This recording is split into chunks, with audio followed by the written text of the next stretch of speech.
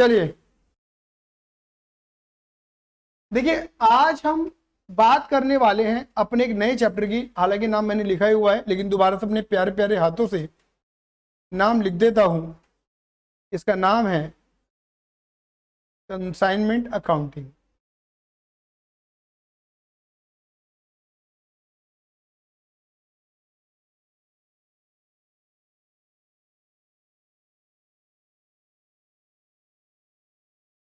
ठीक है, स्पेसिफिकली ये लेक्चर सीएमए फाउंडेशन वाले बच्चों के लिए है।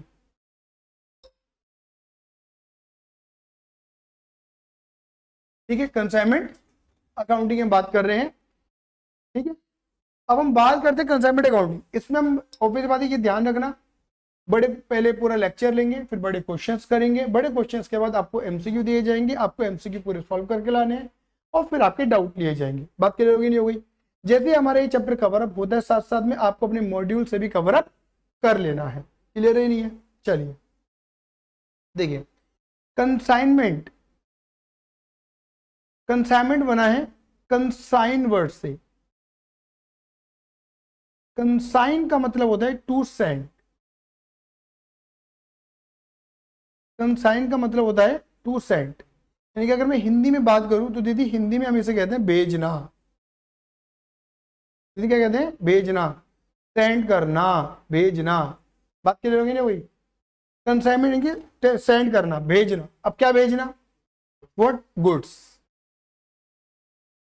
अच्छा, अब आपको कि किसको भेजना, ये वाली बात आ जाती है। तो इस पूरी कहानी को हम समझते हैं, इस पूरी कहानी को हम समझते हैं, अच्छे से समझते हैं। दीदी मान लो दो बंदे हैं,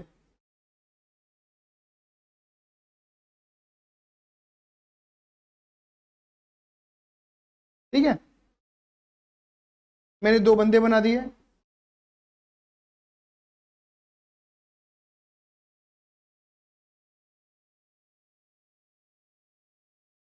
मान लो एक बंदे का नाम है राम और दूसरे बंदे का नाम है श्याम, है ना? मान लो कि राम रहने वाला है कहाँ का? दिल्ली का।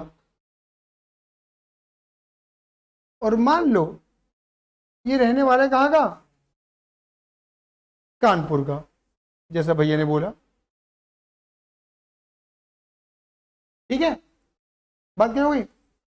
राम का बिजनेस दिल्ली में बहुत अच्छा चल रहा है, बहुत बढ़िया व्यापार चल रहा है इसका। जो भी व्यापार करता है ये, इसको बहुत अच्छा बिजनेस चल रहा है ना? लेकिन इसका एक दोस्त था, बेरोजगार दोस्त, उसका नाम था श्याम। नहीं है? तो राम ने राम कानपुर में भी अपना सामान बेचना चाहता है। उसे लगता है कि मेरे जो गुड्स है उसकी मार्केट कानपुर के अंदर भी अच्छी है। अब ऐसा तो होगा नहीं कि राम क्या करेगा, अपने धंधा दिल्ली का छोड़ के कानपुर चला जाएगा, है ना? तो फिर बात है, धंधा तो बढ़ाना चाहता है, एक्सपेंड तो करना चाहता है, लेकिन कैसे? इन्हें बोला तू बेरोजगार है, तू आजा मुझे ज्वाइन कर ले। आया समझ में नहीं आया? तू मेरे कानपुर का धंधा संभाल, मैं तेरे बेस पर इन्वेस्टमेंट करूंगा। आया समझ में नहीं आया? क्लियर ही नहीं है? तो यहाँ पे जो ये दोस्त है, कौन? राम, ये अपने कानपुर वाले दोस्त को क्या करेगा? गुड्स देगा। बात क्लियर होगी नहीं होगी? ये बंदा गुड्स भेजेगा, कंसाइन, इसे बोलते क्या करेगा? Goods consign. आया समझ में नहीं आया? ये ध्यान रखना, श्याम मालिक नहीं है, श्याम मालिक नहीं है। मालिक कौन है? राम ही है। इसे बोलते हैं प्रिंसिपल। क्या कहते हैं टेक्निकल लैंग्वेज में? सब प्रिंसिपल। और यहां श्याम राम के बिहाफ पे काम कर रहा है, यानी कि ये कौन है? एजेंट। और ये काम करने का इसे क्या मिलेगा? कमीशन, क्योंकि एजेंट तो कमीशन पे काम करते हैं। बात क्लियर हो गई? हो गई? तो इसे क्या मिलेगा मेरे बेटा जी? कमीशन मिलेगा। तो ये ऑन कमीशन काम कर रहा है कि मैं ये इसको सामान देगा, कानपुर में सामान आएगा, ये कानपुर में बेचेगा, बेच के इसे रिपोर्टिंग करेगा और अपना कमीशन कमाएगा। बेरोजगार को रोजगार मिल जाएगा। आया समझ में नहीं आया? कहानी को थोड़ा सा और एक्सपेंड करते हैं। यहां से सामान रिसीव करने के बाद ये सामान को ले जाएगा अपने गोदाम में। मान लो गोडाउन है, गोडाउन,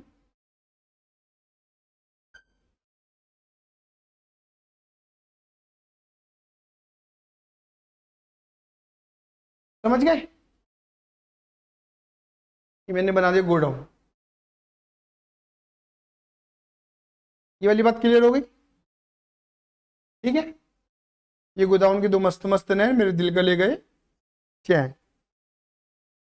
ये दरवाजा, ये कुंडी, ये दीवार, लैंडर जो डला पड़ा है खिड़की और बना देगा वेंटिलेशन के लिए। समझ गए दीदी? ठीक है, अब यहां से माल जाएगा गोदाम में और गोदाम से माल जाएगा किसके पास? ये कौन है? ये कस्टमर है।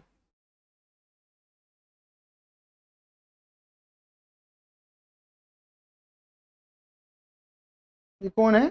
कस्टमर। इन्हें आसान भाषा में दीदी हम क्या कहते हैं? डेटर्स।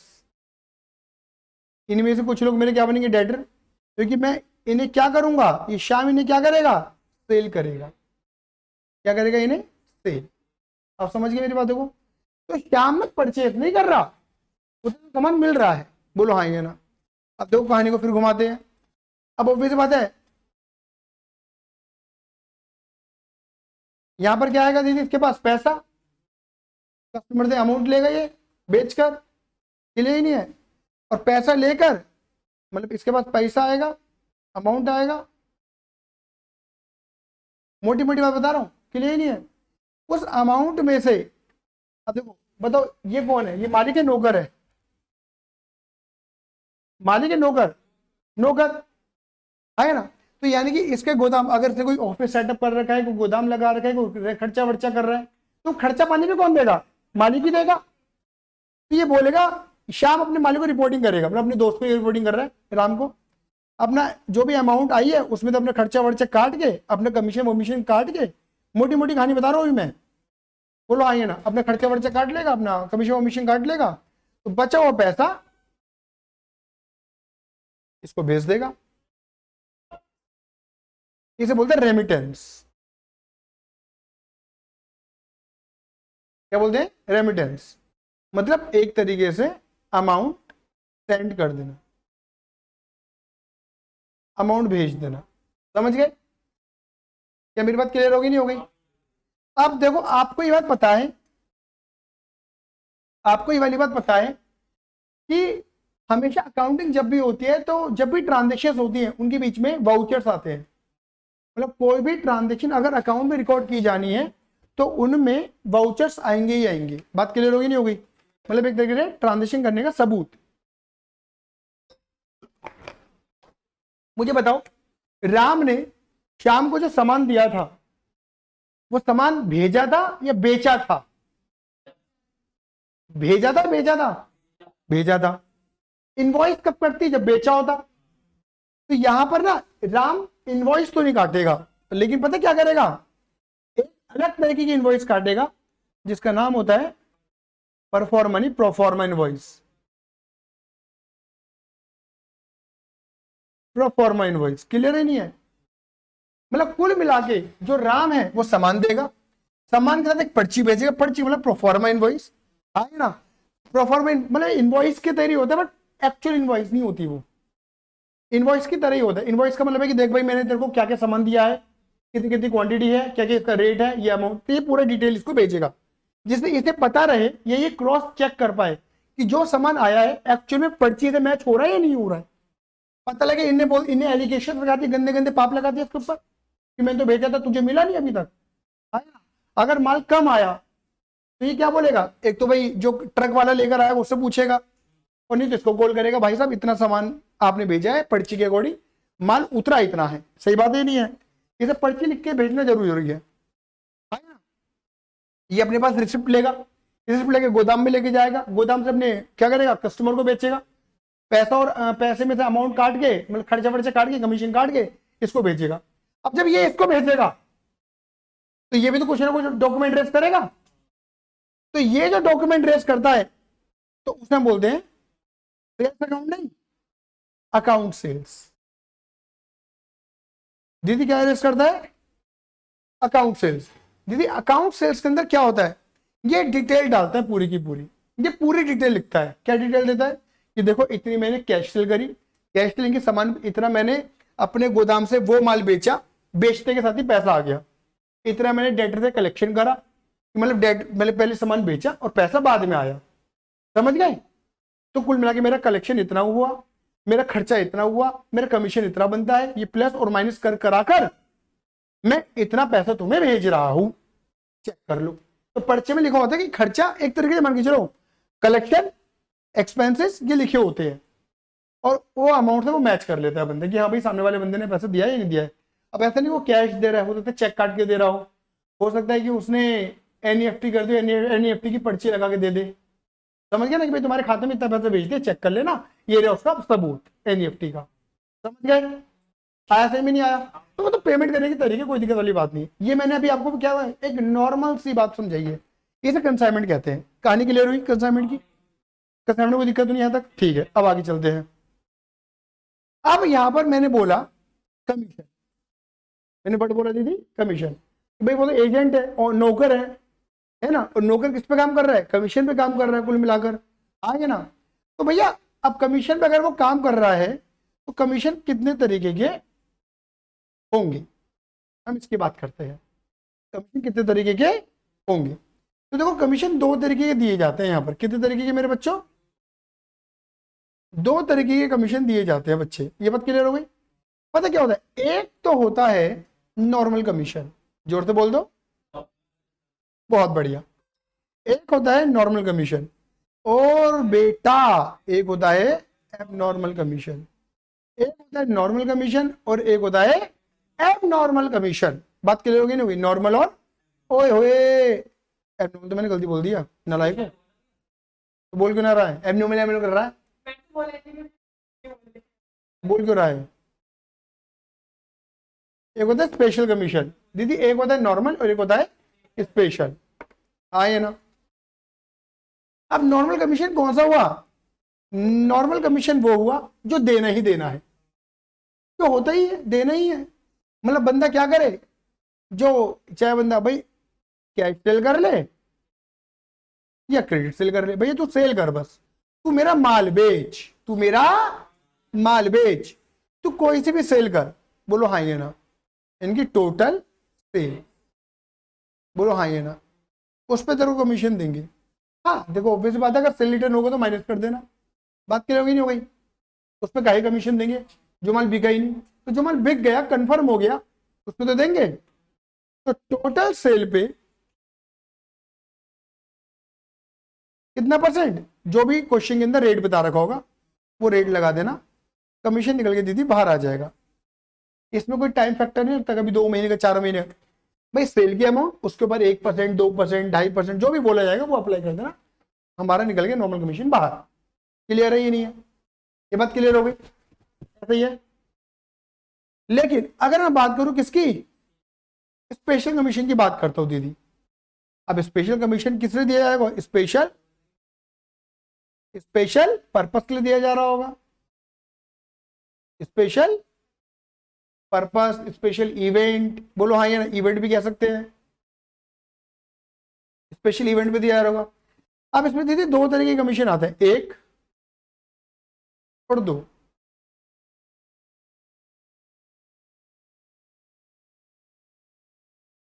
एक और दो, दो तरीके के कमीशन आते हैं दीदी। एक कमीशन होता है डेल क्रेडिटर कमीशन। एक बार तो कौन सा कमीशन होता है दीदी? ओ माय गॉड, अभी क्या है, अब इधर देखना, एक्चुअली क्या है बताओ, सामान कौन दे रहा है किसको? राम दे रहा है श्याम को। मालिक कौन है? नौकर कौन है? राम ने श्याम को क्या काम दिया? सामान बेचने अपनी लोकेशन पर, क्लियर ही नहीं है? तो इसको ये पता लग गया मेरा एजेंडा बेचने का है, हाँ है ना, इसको ये पता लग गया कि मेरा एजेंडा क्या है, माल बेचो, बस माल बेचो, माल बेचो, माल बेचो। ये मत देखो किसको बेच रहे, बस माल बेचो। अगर ये बिन देखे बेचना शुरू कर देगा, बिन देखे, ये क्या कहेगा, ये तो ये कहेगा ना, और बस माल बेच, तो ये बंदा क्या करेगा, ये क्या करेगा, इन लोगों को उधारी पे माल बेचना शुरू कर देगा। दैट मीन्स अपनी क्रेडिट सेल बढ़ा लेगा। ये कहेगा मैं तो माल बेचना, माल बेच, क्या पैसा आता रहेगा बाद में, माल बेच। सही बात है ना, ये बात आप जानते हो। कैश में बेचना टिपिकल है और उधारी में बेचना आसान है। दे देना पैसे आ जाएंगे, भग कर रहे हैं, मैं जा रहा हूं तुम जा रहे हो, भगने में समय कितना लगता है, भग जाएगा।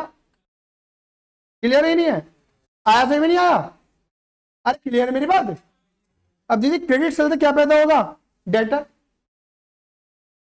क्रेडिट सेल से क्या पैदा होगा, डेटर। ये सामान तो बेच दिया बट पैसा आया नहीं है, मुझे भी सामने वाले बंदे से पैसा लेना है, तो सामने वाला बंदा क्या बन जाएगा, डेटर। और इन्हीं डेटर से क्या पैदा हो सकता है, बैड डेट। लॉस नहीं, बैड डेट्स। ये सही कह रहा हूं ना। तो क्या हम ऐसा कह सकते हैं कि अगर क्रेडिट सेल ज्यादा होगी तो बैड डेट के चांस भी बढ़ सकते हैं। सही बात है, ये नहीं है, बोलो हाँ ये ना। लेकिन शाम को कुछ फर्क पड़ेगा, इसे घंटा फर्क नहीं पड़ेगा, क्योंकि कौन है, ये तो नौकर है। फर्क किसको पड़ेगा, मालिक को, कि भाई बैड डेट हो गया, पैसा नहीं, ये तो अपना कमीशन चार्ट लेगा सेल करने, सेल के नाम पर। हाँ ये ना, मैं तो बेचा, मैं तो कमीशन दो, एक तो कमीशन का लायबिलिटी पैदा हो जाएगी, ऊपर से भरपाई भी, नुकसान, बैड डेट हो गया तो नुकसान देता फिरेगा ये। हाँ ना, तो इस बंदे को अपने आप को सेफ साइड लेके जाना है, नहीं लेके जाना है, बोलो हाँ कि भाई मैं सेव हो जाऊँ थोड़ा सा। तो ये बंदा पता क्या करता है, टू गिव मोर लालच, ये और लालच देता है किसको। अब वो लालच क्या होता है दीदी, कमीशन। और कमीशन कौन सा होता है, डेल ट्रेडर। ये कहता है कि सुन, जो तू नॉर्मल कमीशन ले रहा है वो तो ले ही ले, वो तो ले ही ले, तू डेल ट्रेडर कमीशन ले, एक्स्ट्रा कमीशन ले और ले, मजा आ जाएगा। सामने वाला बंदा कहेगा अरे वाह और मिल रहा तो क्या बुराई है, लेगा ही लेगा, मना थोड़ी ना करेगा नहीं नहीं मुझे नहीं चाहिए, वो ले नहीं लेगा कमीशन। मेरी बात समझ में आई है नहीं आई, क्लियर ही नहीं मेरी बात। वो नॉर्मल कमीशन लेगा ही लेगा, आया सही में नहीं आया, हाँ मना थोड़ी ना करेगा कि नहीं लेगा। लेकिन यहां पर अब राम क्या बोलेगा शाम से कि देख भैया ऐसा है, अब अगर बैड डेट हुआ, अगर बैड डेट हुआ तो तू देखेगा, मैं नहीं देखूंगा, क्योंकि इस बैड डेट को प्रोटेक्ट करने के लिए, इस बैड डेट को रोकने के लिए, खत्म करने के लिए, कम करने के लिए मैं तेरे को क्या दे रहा हूं, एक्स्ट्रा कमीशन दे रहा हूं। आया समझ में नहीं आया दीदी, क्लियर है ही नहीं है, समझ में आ गया, पर्पस समझ में आ गया नहीं, स्पेशल पर्पस क्या है इसका, है ना, to protect from bad debt. क्या लिख सकते हैं हम, to protect from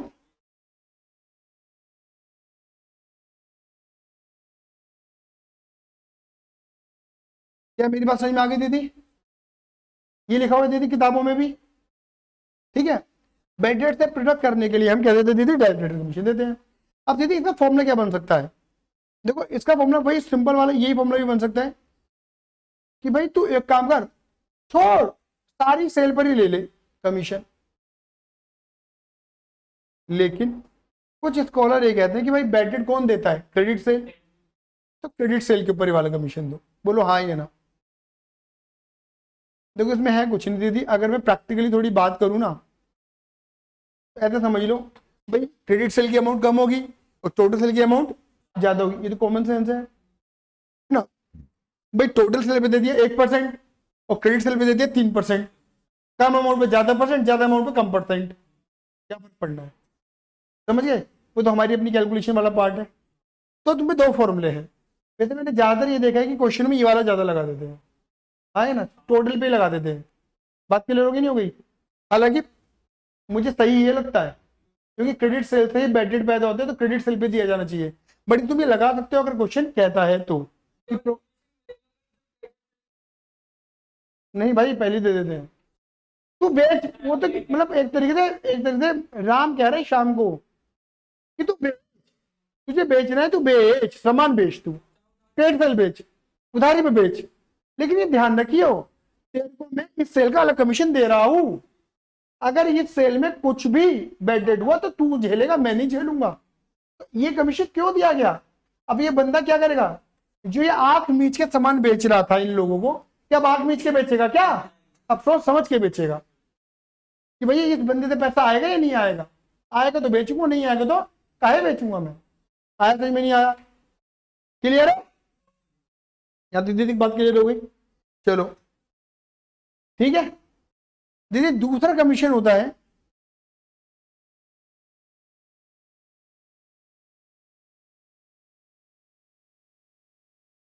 over riding commission. ये भी स्पेशल है। इसे बोलते हैं मेरे बच्चे क्या? Over riding commission.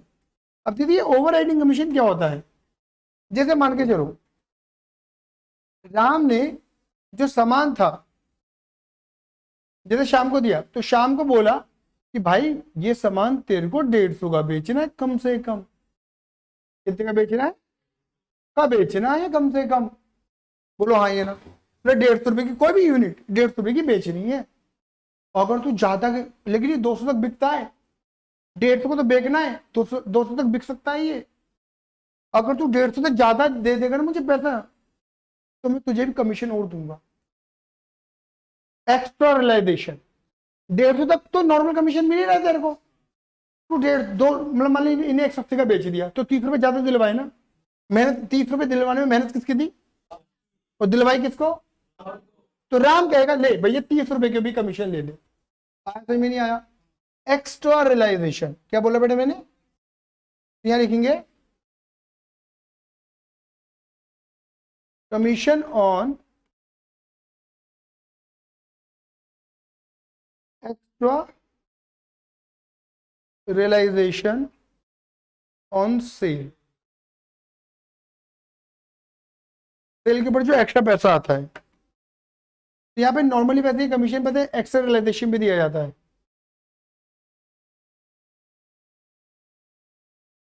सामने वाले बंदे ने जितना पैसा एक्स्ट्रा दिलवाया है, क्लियर ही नहीं है?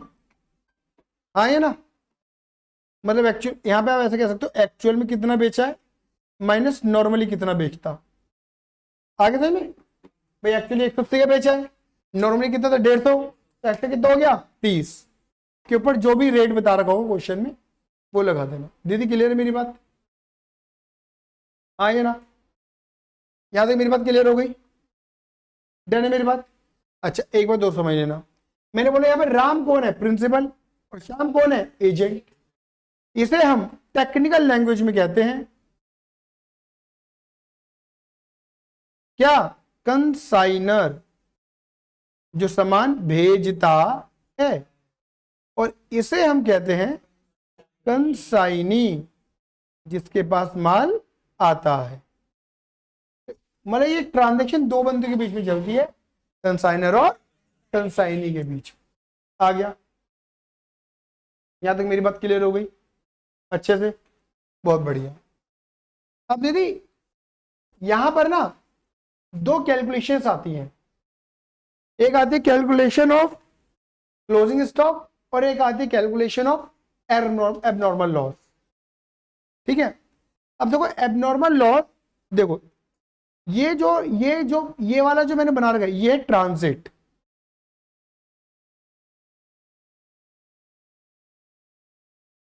तो यानी कि इसे हम बोलते हैं एबनॉर्मल लॉस जो ट्रांजिट में हो गया, मतलब रास्ते में ही माल आ रहा था, रास्ते में ही क्या हो गया? माल खराब हो गया, बेकार हो गया।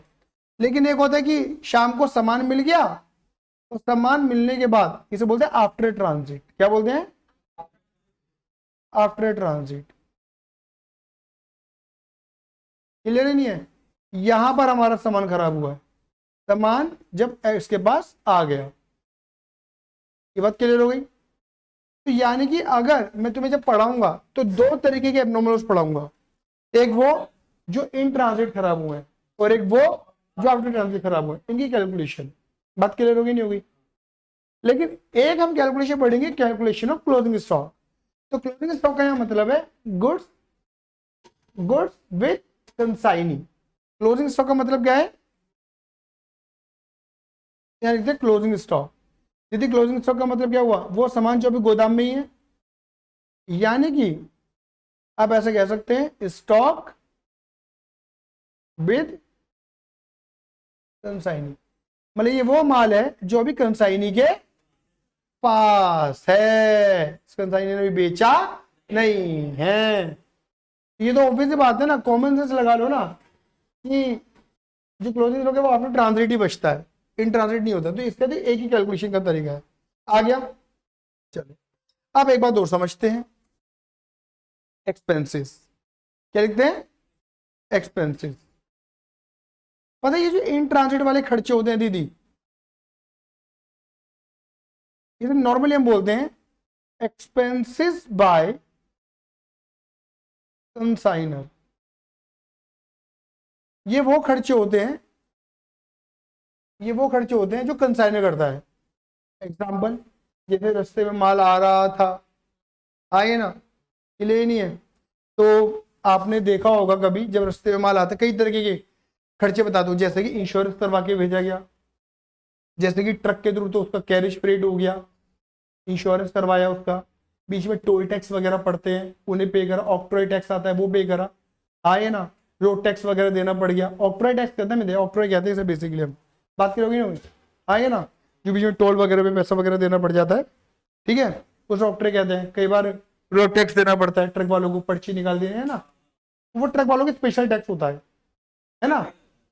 2 नंबर का वैसे नहीं बोला, पेनल्टी नहीं बोल रहा मैं यहाँ पर, ठीक है, मैं नॉर्मल खर्चे कह रहा हूँ जो सरकार लेती है इनसे, अगर आप सड़क पे चल रहे हो तो। बोलो हाँ या ना। स्पेशली ट्रक, जब माल आना जाना होता है। मेरी बात समझ में आ गई दीदी? अभी सारा खर्चा कौन करता है नॉर्मली? हम नॉर्मली अपने एग्जाम में, अपने क्वेश्चंस में हम ये मान के चलते हैं कि रास्ते का जितना भी खर्चा है वो कंसाइनर देता है। समझ गया भाई? रास्ते में माल दे रहा है तो पैकिंग करके बेचेगा, तो यानी कि यहां पर हम एग्जाम्पल लिख सकते हैं ना बेटा, कि मैंने बोला पैकिंग, मैंने बोला फ्रेट, मैंने बोला इंश्योरेंस, बहुत है इतना, मैंने ये बोला, ये खर्चे, ये नॉर्मली खर्चे कौन करता है? कंसाइनर करता है। और आपको पता है ये सारे खर्चे जो होते हैं कंसाइनर के, इन्हें हम डायरेक्ट खर्चे बोलते हैं। क्या बोलते हैं? डायरेक्ट एक्सपेंस बोलते हैं। ये ध्यान रहेगा, क्योंकि अगर ये डायरेक्ट एक्सपेंस का मतलब हो गया कि अगर ये खर्चा नहीं करा जाएगा ना, तो जो ये चाहता है वो हो ही नहीं पाएगा, कानपुर तक माल ही नहीं पहुंचेगा। ये तो माल नहीं पहुंचेगा तो माल बिकेगा कैसे? सही बात है नहीं है? लेकिन अब जब एक बार माल कौन पकड़ लेगा? कंसाइनी पकड़ लेगा, तो फिर अब कंसाइनी के खर्चे शुरू हो जाते हैं, आए ना। तो पहले कंसाइनी यहां से यहां तक माल लेके जाएगा गोदाम तक, आए ना, यहां लिखते हैं एक्सपेंस बाय कंसाइनी। यहां ब्रैकेट में दीदी मैंने क्या लिख दिया? टू गो डाउन, गोडाउन तक के खर्चे। भैया जैसे खर्चे के नाम पर कुछ बताओगे आप हमें यहाँ पे? एग्जांपल बिल्कुल बता देता हूँ, लाइक कैरिज, जैसे ट्रक आ गया, अब दुकान तक लेके जाना है, हाँ ना, तो मान लो ट्रक दुकान तक नहीं जा सकता, बड़ा है, तो भैया लूंडे भेजेगा, जाओ भी जाओ माल लेकर आओ, ट्रोली लेके जाएगा छोटी छोटी, आए ना, उनका खर्चा पानी देगा वो। बोलो आए ना। माल आया है, आए ना, मान के चलो रेलवे के थ्रू माल आया है, तो वहां से क्लियर करवा के लाएगा माल को, क्लियरिंग चार्जेस भी देने पड़ सकते हैं उसे। बोलो हाँ ये ना। तो ये सारे खर्चे कौन पे करेगा? कंसाइनी। जो बंदा वहां 8% मौजूद है, बोलो हाँ ये ना, तो ये वो बंदा पे करेगा खर्चे। बोलो हाँ ये ना। तब जाके माल कहाँ आएगा? गोदाम तक आ जाएगा। तो दीदी इन खर्चों को भी हम क्या कहते हैं? डायरेक्ट खर्चे।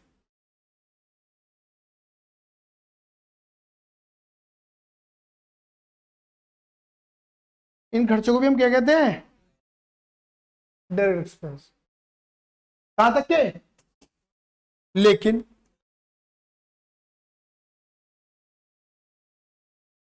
है, हाँ लिखा था मैंने, ये कर रहा है, मैं बोल रहा कंसा नहीं रहा है, पर कवर तो वो करेगा ही करेगा, चाहे कोई सा भी खर्चा करे।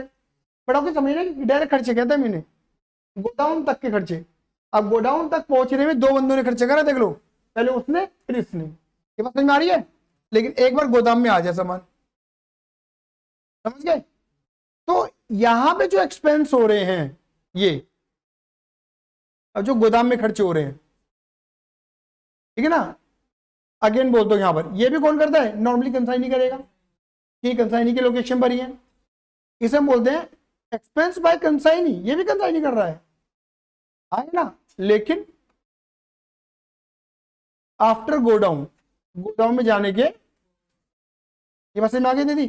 भैया कैसे, थोड़ा कुछ एग्जांपल देना चाहोगे आप इसके? बिल्कुल दे देता हूं ना। जैसे कोई बंदा बिठा रखा है, उसको सैलरी दे रहे हो, गोदाम किराए का है, रेंट दे रहे हो, बिजली दे रहे हो, बहुत है, चाय पानी का खर्चा दे रहे हो, हाँ है ना, क्लियर है दीदी? ये खर्चे जो कहलाते हैं ना, ये कहलाते हैं इनडायरेक्ट खर्चे।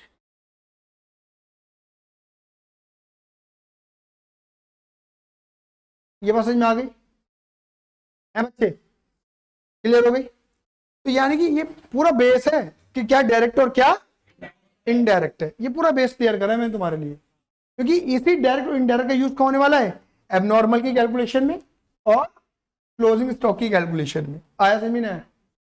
इसमें यूज होगा दीदी इसका मामला। क्लियर है? आगे बढ़े, चले बच्चे आगे। यहाँ तक दीदी क्लियर है मेरी बात? टन टन टन आ जाओ। अब क्योंकि पहले मैं एबनॉर्मल की बात कर रहा हूँ आपसे, ठीक है, तो पूरी बात ही कर लेते हैं। तो देखो पहले ले लेते हैं,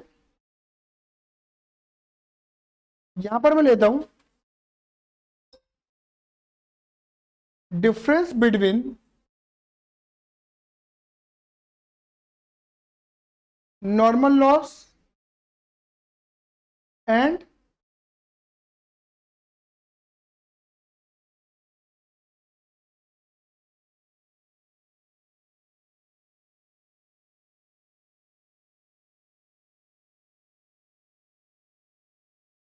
दीदी नॉर्मल लॉस, और पहले नहीं समझते कि ये होता क्या है, ठीक है, नॉर्मल और एबनॉर्मल। तो देखो अगर मैं यहाँ बात करूं ना, ये जो नॉर्मल लॉस होता है, इसे बोलते हैं अनअवॉइडेबल। बड़ा अजीब सा लगता है सुनने में ये, अनअवॉइडेबल, क्योंकि हम बड़े कंफ्यूज होते हैं, और इसे बोलते हैं अवॉइडेबल।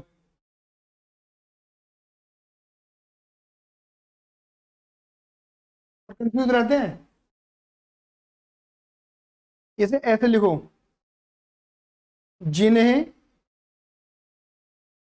हम नजर अंदाज नहीं कर सकते, होते हैं, नहीं कर सकते, यानी कि होते ही होते हैं।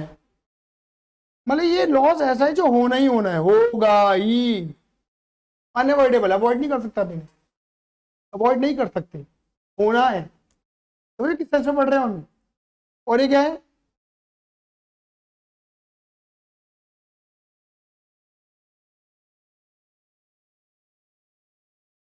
जिन्हें हम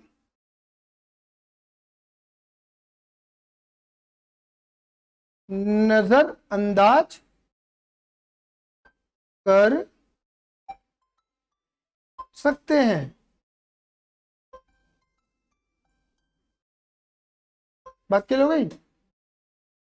जिन्हें नजरअंदाज कर सकते हैं, बात क्या हो गई ना हुई? मतलब ये सोचा ही नहीं हमने एक्चुअल में, ये होगा भी नहीं होगा, है ना, अवॉइडेबल, मतलब इन्हें अवॉइड करके चले थे हम, मतलब ये सोचते नहीं कि होगा, लेकिन ये हो गया, हो जाता है, सोचा नहीं था लेकिन हो गया। समझ गए? समझ गए? इसे बोलते हैं नॉर्मल और एबनॉर्मल लॉस। ठीक है दीदी? अब देखो एक छोटे से एग्जांपल से मैं तुम्हें कहानी को पूरा प्रूफ करता हूँ। ठीक है? ठीक है, मान लो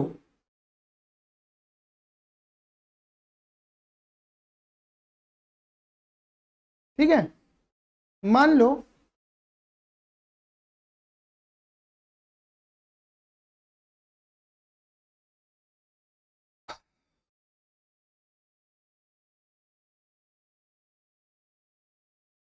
नाम क्या है इसको, भूल गया मैं तो, मान लीजिए कौन है, सौरभ। बात क्लियर हो गई? क्लियर है? हाँ ये ना। अब आपको पता ही सारे बच्चे सौरभ का फार्म हाउस है ना। अब इनके यहां पर मान के चलो एक क्लाइंट आया, ठीक है ना, मतलब उसे अपने फार्म हाउस में पार्टी ऑर्गेनाइज करनी थी, तो इनके पास आया, क्लियर ही नहीं, मतलब सौरभ के पापा के पास आया कि लाला जी ऐसे ऐसे है। हाँ ये ना, थोड़ा मुझे नॉन वेज वाला आइटम भी चाहिए, है ना। और लोग ज्यादातर ना एगिटेरियन बहुत है मेरे यहाँ, तो अंडे तो खाते ही खाते, समझ गए बात, क्लियर होगी ना भाई। मतलब सौरभ के पापा ने बोला हाँ ठीक है लगवा देंगे, कोई दिक्कत नहीं है, ठीक है रखवा देंगे। अब क्या हुआ, सौरभ के पापा ने सौरभ को भेजा कि जा भाई अंडे की क्रेटे लिया, ठीक है, अंडे की क्रेटे लिया, 50 क्रेट लिया। एक क्रेट में लगभग लगभग 24 अंडे आते हैं, क्योंकि 1200 अंडे भेज दिए, ठीक है। बात क्लियर होगी नहीं होगी? हाँ ये ना। लेकिन उन्हें पता है कि मेरा बेटा खतरों का खिलाड़ी है, मुंह पैर अंगूठे छील लेता है।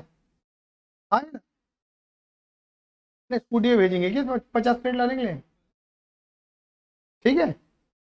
हाँ ये ना, कहते मैं इसे गाड़ी तो दूंगा, ये गाड़ी से लेके जाएगा, लेकिन अंडे फोड़ के लाएगा, क्लियर ही नहीं है। हाँ ये ना, ये बात क्लियर हो गई। अब इधर ये गया अंडे वाली दुकान पे, इन्हें बोला भैया भैया भैया भैया 1200 अंडे दे दो। इन्हें कितनी क्वांटिटी मांगी? 1200, नहीं है। पापा को बताता है ऑन एन एवरेज कि लगभग लगभग 100 अंडे फोड़ के लाएगा। बात क्लियर नहीं? पापा को पता था होता है, लड़का मेरा ऐसा ही है, ठीक है। और मान लो इन्हें थोक के रेट पे लिया, एक अंडा इसे मान के चलो 4 रुपए का पड़ा, तो टोटल दीदी अंडे इसने सौरभ ने कितना पे करा? 12 चौक 4800 रुपए पे करे। सही बात है नहीं है? 4800 पे करे, हाँ ना, क्लियर है। और पापा का एक्सपेक्टेशन क्या था, कितने अंडे फूटेंगे? 100। एक काम करते हैं 200 कर लेते हैं, थोड़ा सही रहेगा। पापा की एक्सपेक्टेशन थी कितने अंडे फूटेंगे? 200 फूटेंगे। बोलो हाँ ये एक्सपेक्टेशन थी पापा की, है ना। और इसको दे दी थी भाई बुलेरो, ये बुलेरो में डिग्गी में अंडे इन्हें जैसे रखे, न गड्ढा देखा न स्पीड ब्रेकर देखा, बस भगाओ। ये भी उछल रहा है, अंडे भी उछल रहे हैं, समझ गए ना। और उछल रहे हैं तो वो बेचारे टूट भी रहे हैं, समझ गए? क्लियर ही नहीं है। तो वहीं पर ही डिग्गी में ही अंडे फेंटने का कार्यक्रम चालू था, ऑटोमेटिक फेटन चालू चल रही थी, समझ गए? अंडे फेंटे जा रहे थे। पापा अब ये फार्म हाउस पहुंचा, पापा ने डिग्गी खोली, देखा ये क्या हुआ पड़ा है। सब पीला पीला हुआ पड़ा है ये तो मामला। लेकिन पापा ने गुस्सा नहीं किया, क्योंकि उन्हें एक्सपेक्टेशन थी 200 अंडे तो फूटेंगे। फिर पापा ने एक लेबर को बुलाया, हाँ भाई देख कितने अंडे फूटे हैं, ठीक है, कितने अंडे हैं, मतलब जो साबुत अंडे उन्हें बाहर निकाल, कितने फूटे ही नहीं, कितने साबुत उन्हें बाहर निकाला अलग कर, ठीक है। तो भाई जो इनका वहां पे लड़का काम करता है, उसने बोला बाबूजी 900 अंडे निकले सही, काउंटिंग करी तो 900 सही आए हैं। ये बात ही नहीं है। तो कितने खराब कर दिए? 300। ओ माय गॉड, लॉस कितना हो गया?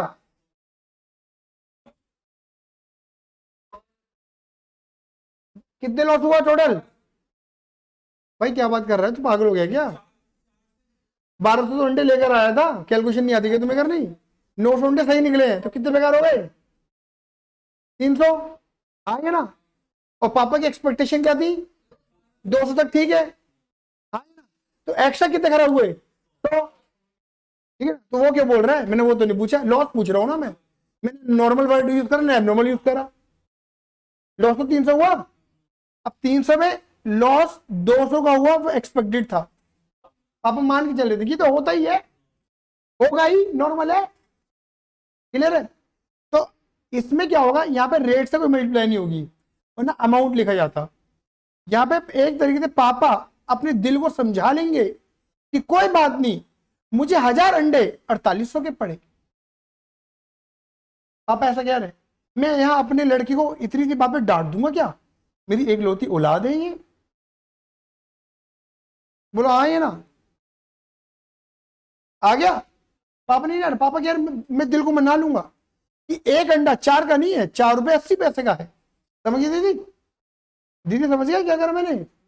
4 रुपए 80 पैसे का पड़ रहा है मुझे अंडा, ये मैं अपने दिल को मना लूंगा। लेकिन जब फार्म हाउस के लोंडे ने बताया कि आपका लड़का तो 100 अंडे और एक्स्ट्रा फोड़ के लाया है, अब पापा का गुस्सा, क्योंकि उसने क्या करा, नॉर्मल से ऊपर खर्चा हो गया। ये सोचा तो नहीं था ना पापा ने, बढ़िया हो गया, अवॉइड करके चल रहे थे पापा, इतना मान के चल रहे थे। ये नॉर्मल है जो मान के चल रहे हैं, अनअवॉइडेबल, अवॉइड करके नहीं चल रहे थे, बट इतना अवॉइड करके चल रहे थे ना कि हाँ चल 200 तक, क्योंकि 200 तक बहुत ज्यादा होते हैं। फिर एक बंदे क्या कितने फोड़ लेगा 200, ये वाह ये अलग ही लाया है, 3 तो फोड़ के, तो 100 एक्स्ट्रा फोड़ दिए ना इसने। बोलो हाँ ये ना, तो आप बेल्ट बजेगी इसमें, हाँ ये ना, क्लियर ही नहीं है? अरे नहीं आया, क्लियर ही नहीं, मारेंगे 100 गिनेंगे 1, कौन? इसके पापा, यही नहीं है, ठीक है। और मूवी बन जाएगी, कौन सी थी वो पापा पापा वाली मूवी, एनिमल, बन जाएंगे पापा, बात क्लियर हो गई? आ गया। अब यहाँ पे ये रेट तुम्हें लेना पड़ेगा, 4 रुपए 80 पैसे, मतलब कितना हो गया? 480, 900, 4 रुपए 80 पैसे, और 48 में से 480 लेस कर दो।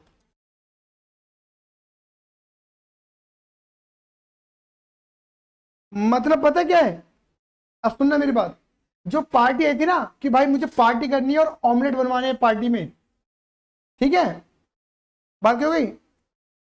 तो पापा जो है ना, जो ये वाला लॉस है,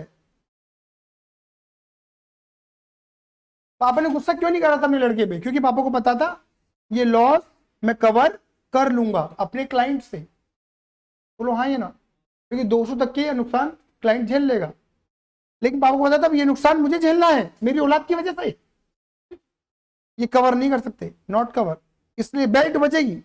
लॉस तो कवर करना ही है, बेल्ट बजा के। आया कि नहीं आया? बोलो हाँ ये ना। तो यहाँ नॉर्मल लॉस में सिर्फ क्वांटिटी डिडक्ट होती है,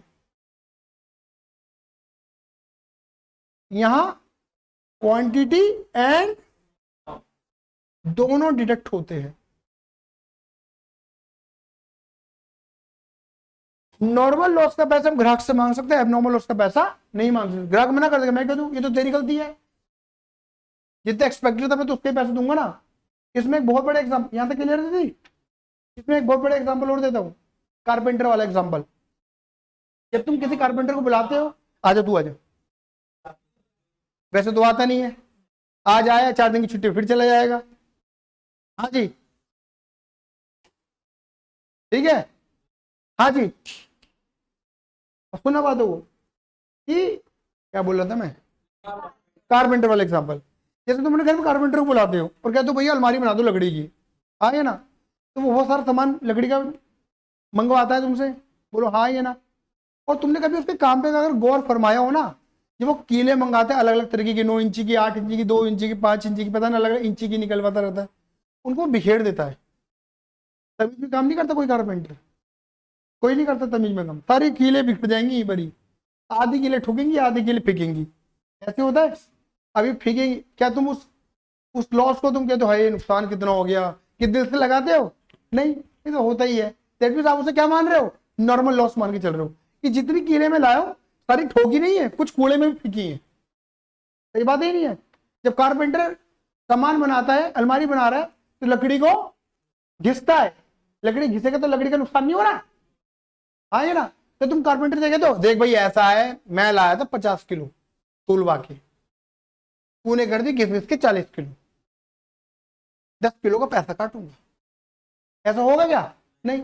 फिर कारपेंटर क्या बोलेगा, भाई साहब अगर ये 10 किलो ऐसे मैं घिसूंगा नहीं तो जो तुमने डिजाइन मुझसे मांगा है वो कैसे दूंगा? ये तो नॉर्मल लॉस है, ये तो आपको देखना ही पड़ेगा, हाँ ये ना। लेकिन कारपेंटर की गलती की वजह से घिस घिस के या मिस हैंडलिंग की वजह से मान लो लकड़ी टूट जाए, डैमेज हो जाए, बोलो हाँ ये ना।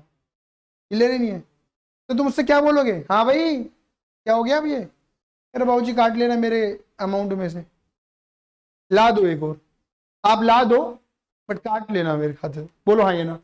तो वो कारपेंटर एबनॉर्मल लॉस को खुद देगा, अपनी जेब से कवर करेगा। मतलब अगर आपने उसे लेबर में मान लो 40,000 था और मान लो 40,000 में 5,000 रुपए की लकड़ी ने तोड़ दी तो आप उसे 35,000 पे करोगे। आया समझ में नहीं आया? तो नॉर्मल लॉस का पैसा हम ग्राहक से ले सकते हैं, एबनॉर्मल लॉस का पैसा नहीं ले सकते। ये बात क्लियर हो रही है? समझ में आ रही है मेरी बात? क्लियर ही नहीं है, इसलिए यहां पर एबनॉर्मल लॉस की कैलकुलेशन की जाती है। बात क्लियर होगी नहीं हो गई? आ गया? देखिए वो पैसा अपने ग्राहक से कवर अप नहीं कर सकते। क्लियर दीदी? तो नॉर्मल का कोई ट्रीटमेंट नहीं होता मेरे बेटे, ये ध्यान रखना, नॉर्मल का कोई ट्रीटमेंट नहीं होता। मुझे बताओ, आप अपने, इतना तो सबको ज्ञान है, अब आप जब भी खाते बनाते हो तो आप क्या रिकॉर्ड करते हो? आप क्वांटिटी रिकॉर्ड करते हो या अमाउंट रिकॉर्ड करते हो? अमाउंट रिकॉर्ड करते हो। अब नॉर्मल लॉस से अमाउंट में कोई फर्क पड़ रहा है? नहीं, इसलिए नॉर्मल लॉस का कोई ट्रीटमेंट नहीं होता। समझ गए? बोलो हाँ ये ना। लेकिन एबनॉर्मल का ट्रीटमेंट होता है क्योंकि यहाँ पे अमाउंट में फर्क पड़ता है। अब आया समझ में नहीं आया? कोई दिक्कत तो नहीं इस बात में? यहाँ तक क्लियर है मेरी बात? चलो आगे, चलो आगे बढ़ते हैं।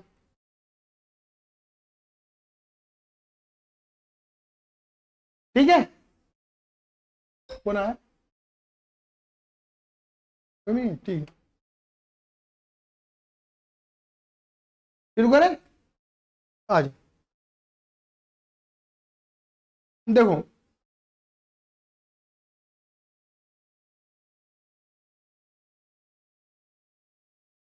ट्रीटमेंट ऑफ एबनॉर्मल लॉस, कोई है ना? Treatment of abnormal loss in consignment. Consignment में एबनॉर्मल लॉस का ट्रीटमेंट क्या होता है, हम ये देखना है दीदी। यहाँ तक दीदी क्लियर है ना मेरी बात? अंशिका दीदी ठीक है? एबनॉर्मल लॉस का क्या ट्रीटमेंट होता है, कहां पर? कंसाइनमेंट में। ठीक है, चलो आगे बढ़ते हैं। बहुत बड़े, बहुत बड़े, बहुत बढ़िया।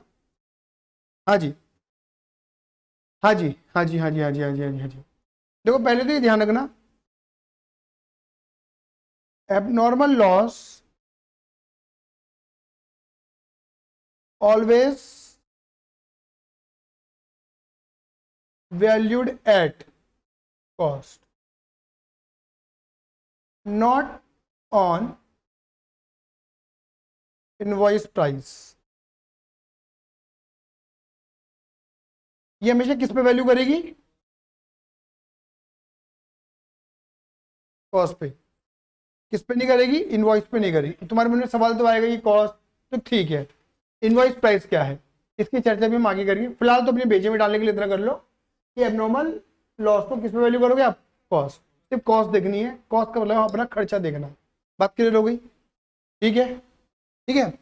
और देखो दूसरा क्या है, यहाँ पे दूसरी बात क्या ध्यान रखनी है, ऑलवेज, बोलो, always try to calculate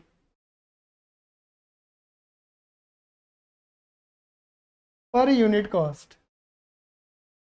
mostly question में अप्लाई हो जाता है। Always try to calculate per unit cost, एक यूनिट की कॉस्ट निकालने की कोशिश करो। कितने की? एक यूनिट की कॉस्ट निकालने की कोशिश करो। क्लियर है? ठीक है, यानी कि देखो अगर दीदी मैं यहां पर क्या करूं, ऐसे लिख दू कॉस्ट,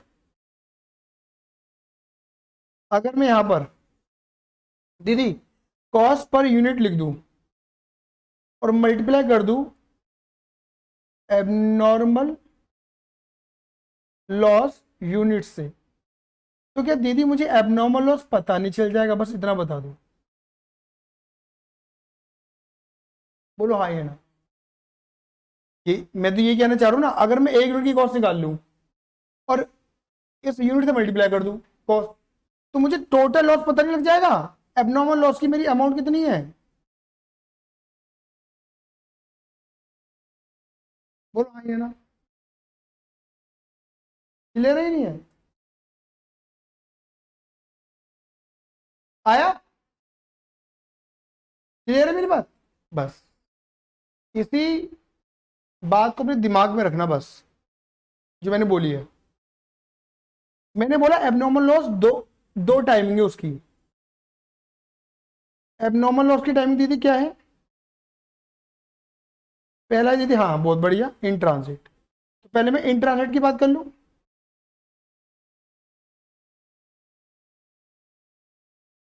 कर लूं बात इन ट्रांजिट की।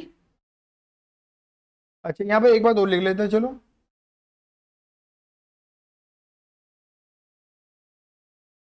यहाँ पर एक बात और लिख लेते हैं।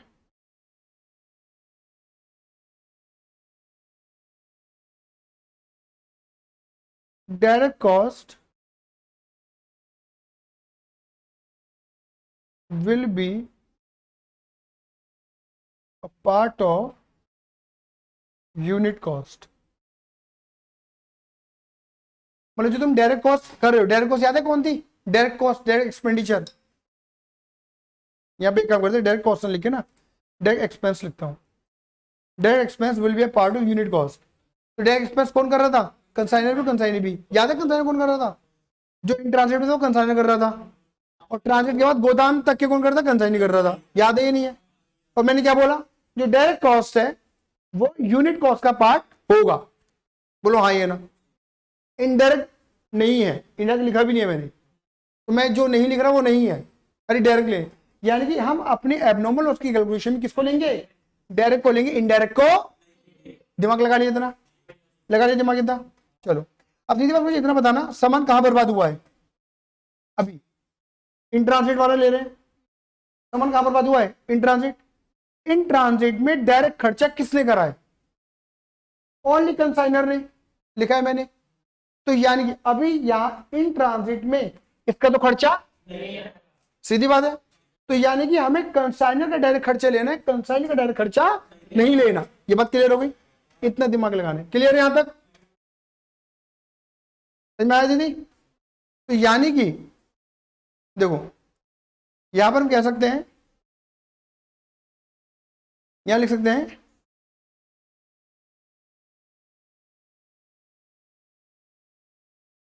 Total cost value stand by consignor divided by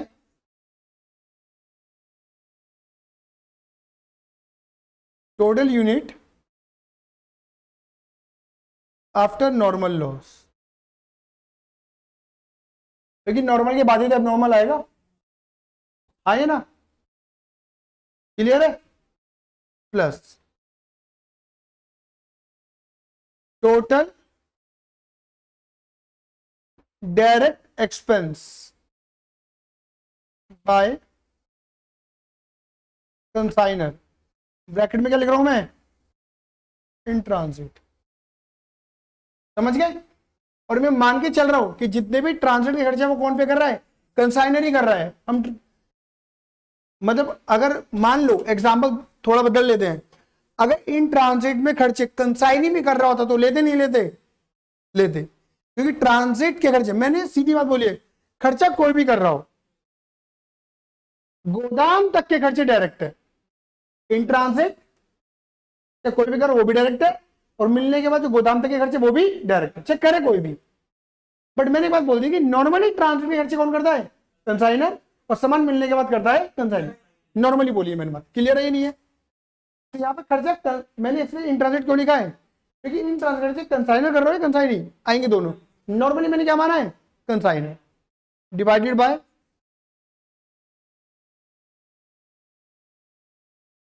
total units after normal loss. Clear ही नहीं है? ठीक है, यहां पे एक अच्छा सा ब्रैकेट लगा दे दीदी मैंने, यहां पर कोई दिक्कत? ये मेरी यूनिट कॉस्ट आ गई दीदी, यानी कि दीदी पता क्या निकल गई? ये निकल गई कॉस्ट पर यूनिट। और बस में दीदी किससे मल्टीप्लाई कर देंगे? यूनिट्स ऑफ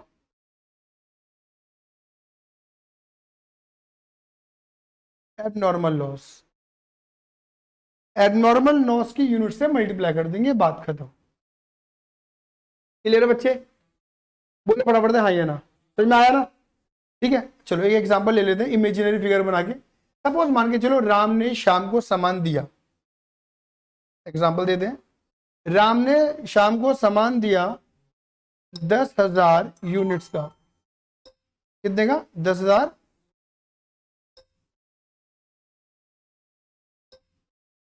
कौन पागल हो गया?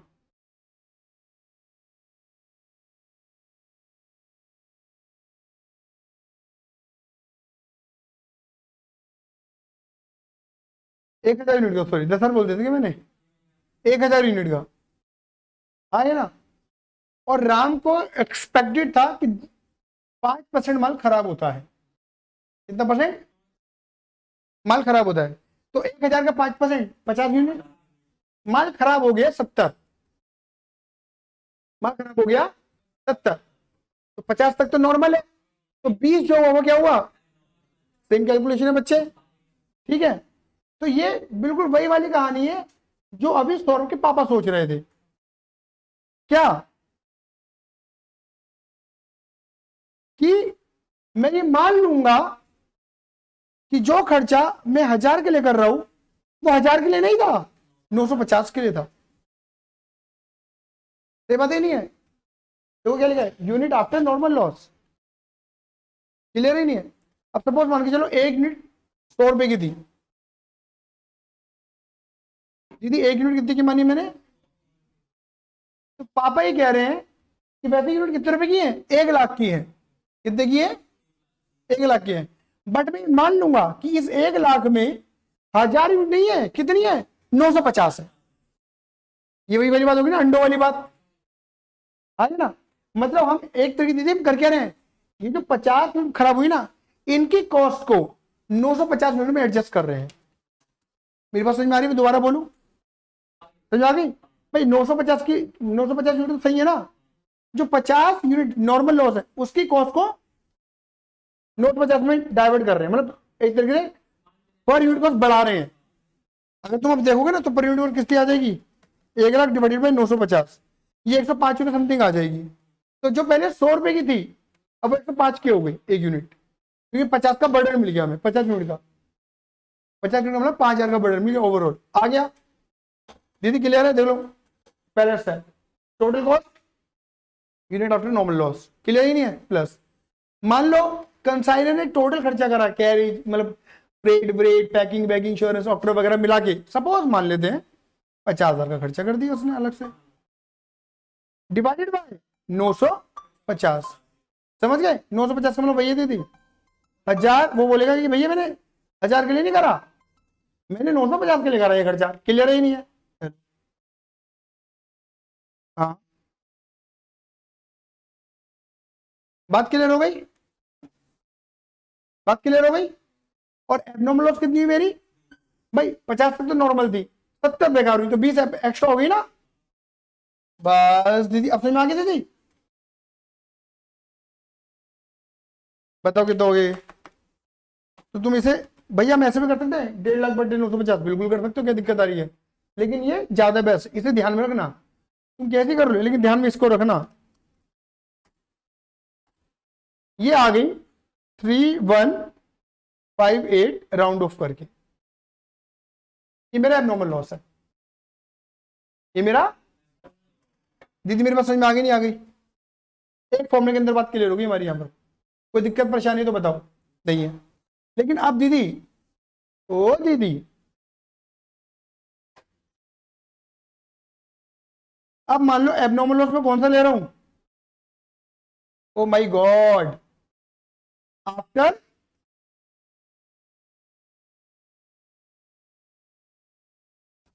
आफ्टर ट्रांजिट वाला ले रहे हो लॉस। क्लियर ही नहीं है? ठीक है, यानी कि अगर देखा जाए, पहले देखो, अब तुम्हें बुद्धि का प्रयोग करना है। आफ्टर ट्रांजिट का मतलब क्या है? माल कहां बर्बाद हुआ है? यहां गोदाम में जाने से पहले जो भी है, ठीक है? क्लियर है? क्लियर? ये गोदाम के अंदर भी खराब हो सकता है, तो कोई दिक्कत नहीं है, ठीक है? देखो यहां पर क्या था, अगर मैं यहाँ पे लॉस की बात करूं, कैलकुलेशन करूं, कितनी यूनिट थी बेटा? 1000 यूनिट थी, नॉर्मल लॉस हमने कितना सोचा था 50, तो सही तो 950 होनी चाहिए थी, लेकिन बीच में एबनॉर्मल लॉस भी हो गया 20 का, सही बात है।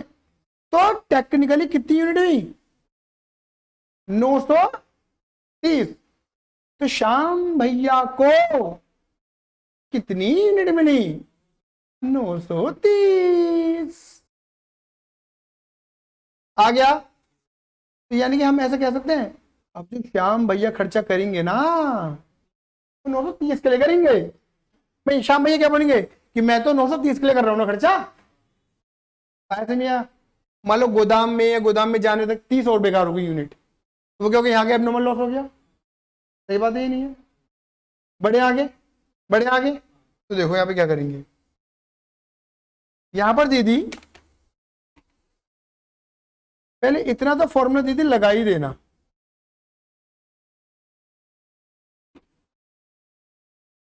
इतना तो लगाना ही है।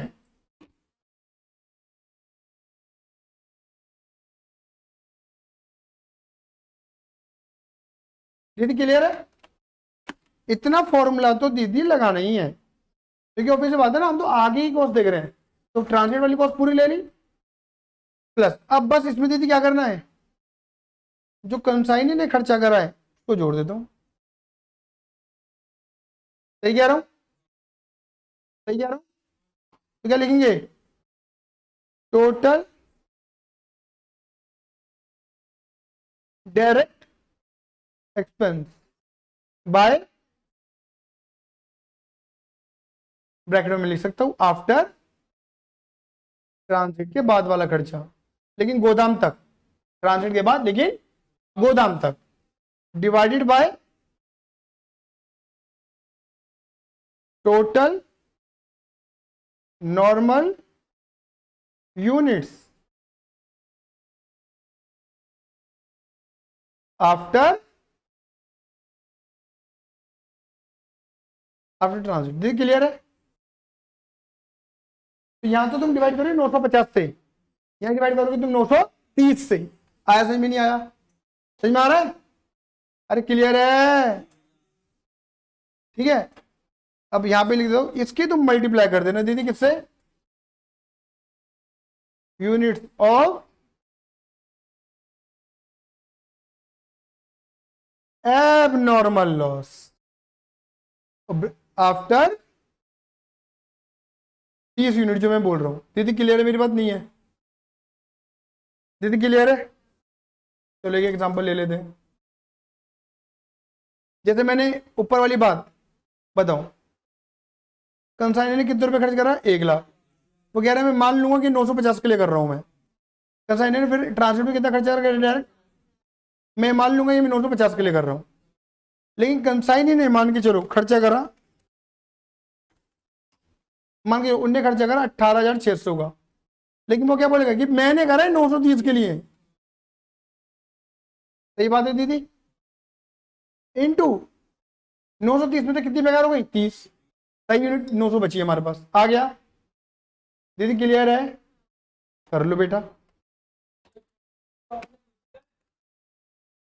बेटा मैंने सारे खुद लिया, कौन कौन सा क्वेश्चन पढ़वा दिया मैंने,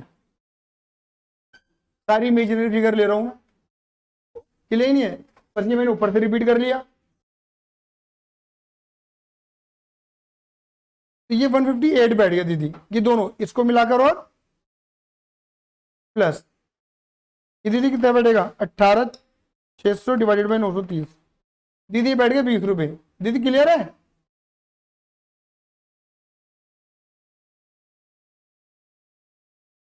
मल्टीप्लाई 30, ये आ गया आफ्टर ट्रांसलेट वाला एबनॉर्मल लॉस। क्वेश्चन बकायदा बताएगा तुम्हें कौन सा लॉस इन ट्रांजिट आफ्टर, ये बट लिखेगा वो,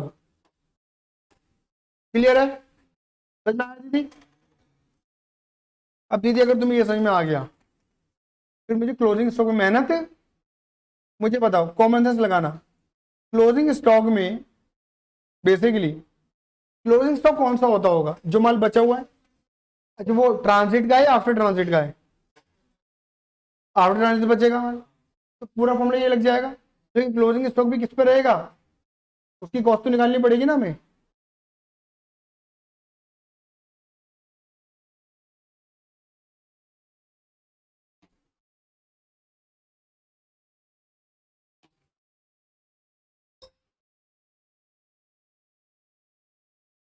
क्या लिखेंगे यहाँ पर हम, बोलो दीदी।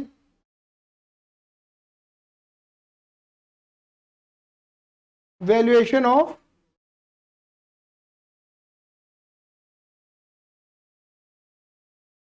मुझे क्लोजिंग स्टॉक की वैल्यू निकालनी है दीदी, सही कह रहा हूँ। मुझे क्या निकालनी है, क्लोजिंग स्टॉक की वैल्यू निकालनी है, कोई दिक्कत। ठीक है, बस एक चीज ध्यान रखना, यहाँ पे हम लिखेंगे क्लोजिंग स्टॉक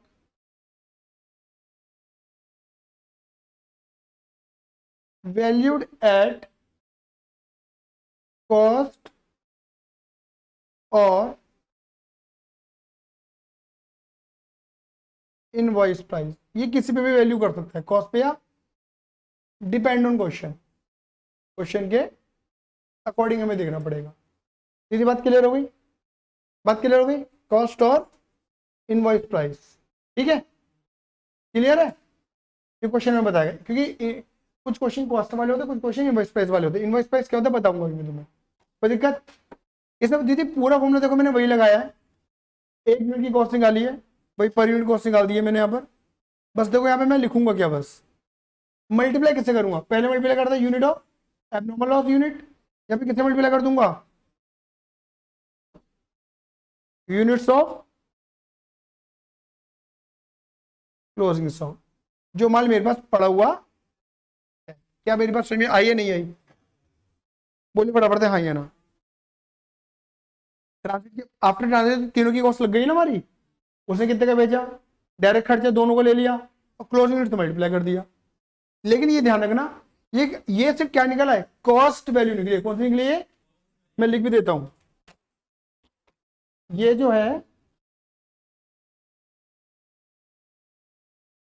ये बेटा सिर्फ कौन सी वैल्यू है, ये तुम्हारी कॉस्ट वैल्यू है। आया समझ में नहीं आया, या तक मेरी बात क्लियर है, बोलो जल्दी फटाफट आइए ना। अगर मेरी इतनी बात क्लियर है तो मैं आगे बढ़ूँ। यहाँ पे मैं तुम्हें डाइजेस्ट भी कर देता हूँ, ठीक है, कि इनवॉइस वैल्यू और कॉस्ट वैल्यू क्या होती है। ठीक है, देखो जैसे मैंने यहाँ बोला तुम्हें कि दो तरीके की पार्टीज इन्वॉल्व होती हैं, दीदी क्लियर है तक। एक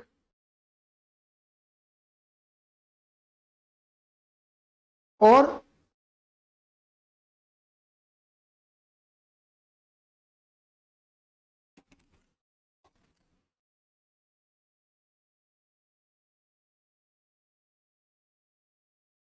चलो, दो तरीके की पार्टी इन्वॉल्व होती है दीदी। एक पार्टी का नाम क्या था दीदी, कंसाइनर, और दूसरी पार्टी कौन सी होती है, तो भाई राम, और ये हमारे श्याम भैया हैं और ये हमारे राम भैया हैं।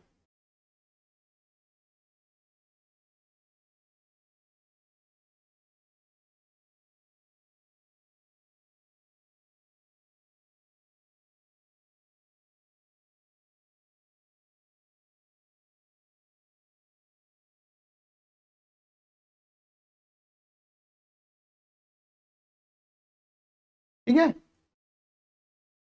वाह वाह,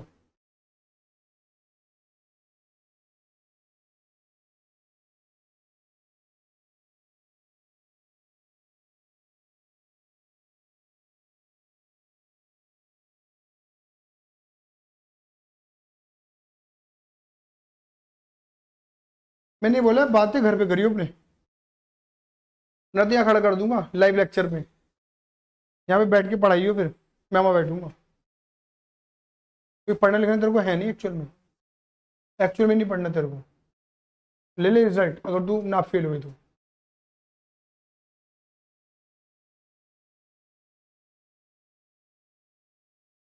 बुरा लगेगा तेरे को।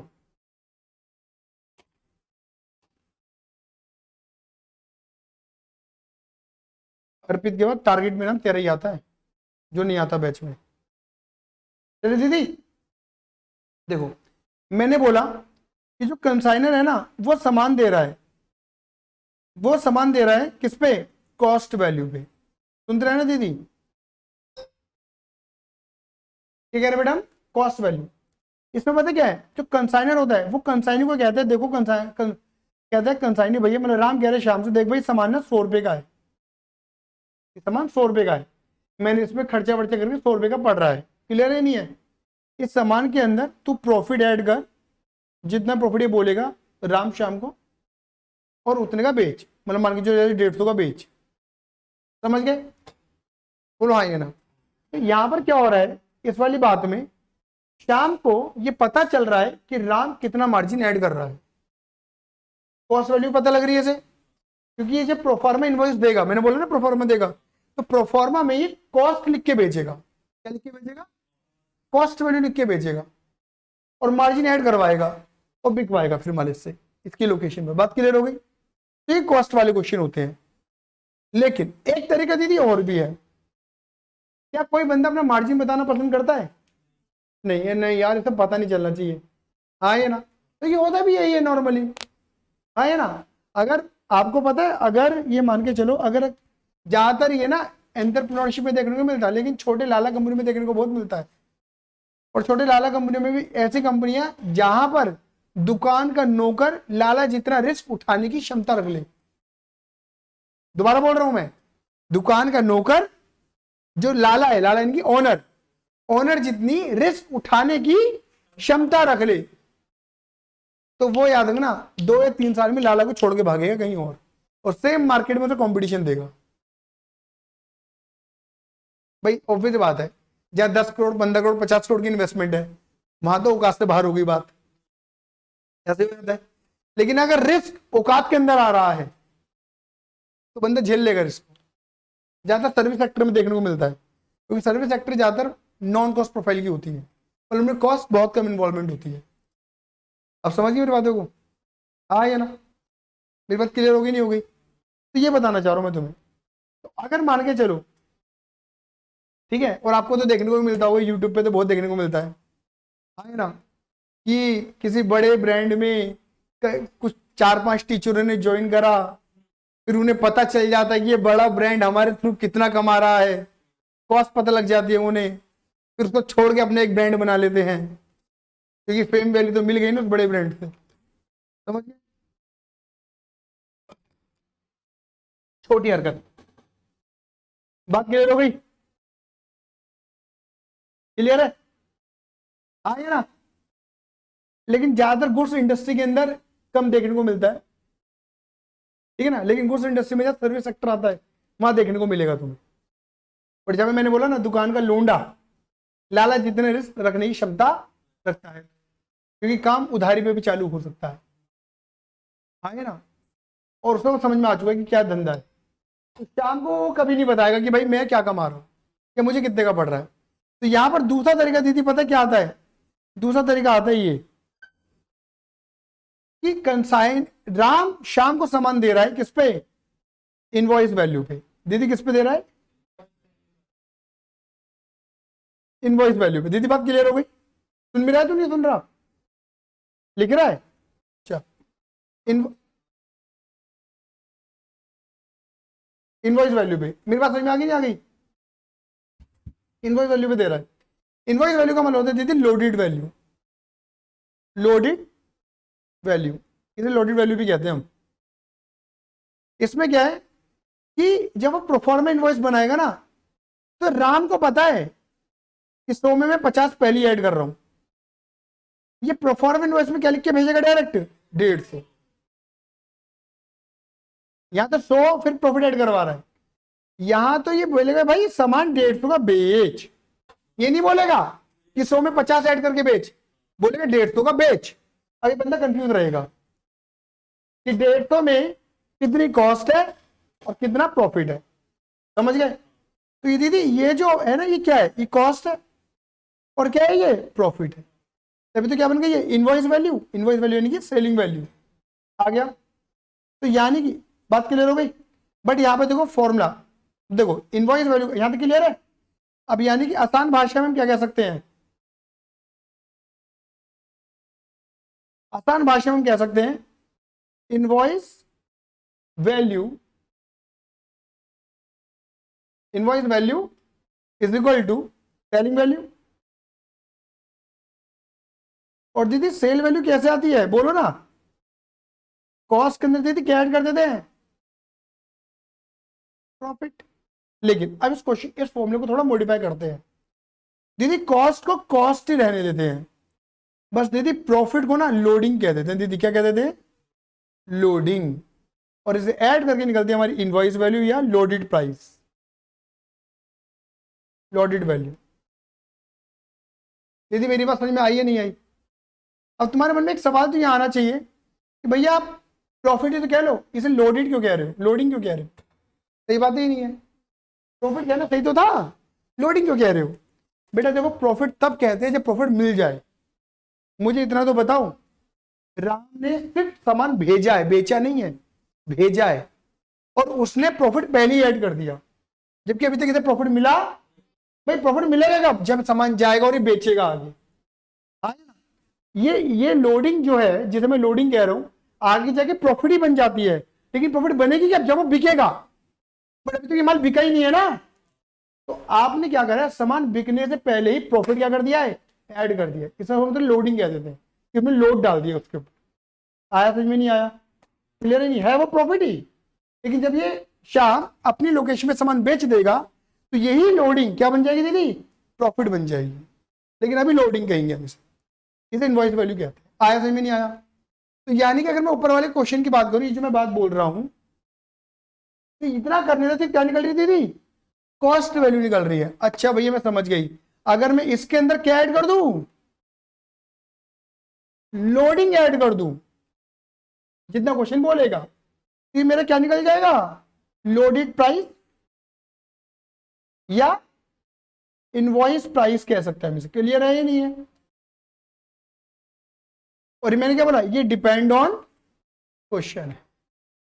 अगर क्वेश्चन कॉस्ट से वाला है तो ये भी खत्म हो जाएगा, क्वेश्चन ही लोडिंग वाला है तो लोडिंग के साथ चलेगा। आया समझ में नहीं आया? बोलो हाँ या ना। क्या मेरी बात समझ में आई या नहीं आई? ये क्लियर है यहाँ तक? तो मैंने ट्रीटमेंट बताई वाले तुम्हें, क्लियर है? ये बता दे कैसे कैसे सामान भेजा जाता है, गुड्स। क्लियर है? समझ में आगे बच्चे? कोई दिक्कत, कोई परेशानी? ठीक है, बहुत बढ़िया। अब अगली क्लास के अंदर हम क्या करने वाले हैं, मुझे याद दिलाना, ठीक है? कल तो आपका मैं तो परसों वाली क्लास के अंदर मिलेंगे। अगली क्लास के अंदर हम क्या करने वाले हैं, मैं आपको थोड़े से रूल मतलब क्लोजिंग स्टॉक के एक दो एग्जांपल बताऊंगा, ठीक है ना? लोडिंग वाले, कॉस्ट में तो कोई एग्जांपल ही नहीं होता बेसिकली, फिर भी हम देख लेंगे, कोई दिक्कत नहीं है। क्लोजिंग के बारे में थोड़ी सी चर्चाओं को और आगे बढ़ाएंगे, थोड़ी ये याद दिला देना, नहीं तो भूल जाऊंगा मैं। और अपनी एक हमने अकाउंट देख रहे हैं कि अकाउंट कैसे बनते हैं, मतलब कंसाइनर और कंसाइनी कौन कौन से अकाउंट बनाते हैं और अकाउंट कैसे बनाए जाते हैं। बात क्लियर हो गई नहीं हो गई? हाँ है ना? फिर इसके बाद हमारे नॉर्मल क्वेश्चन शुरू हो जाएंगे, हाँ है ना? चैप्टर खत्म हो जाएगा हमारा। क्लियर है? चलिए धन्यवाद, बाय बाय, लव यू, जय हिंद, जय भारत।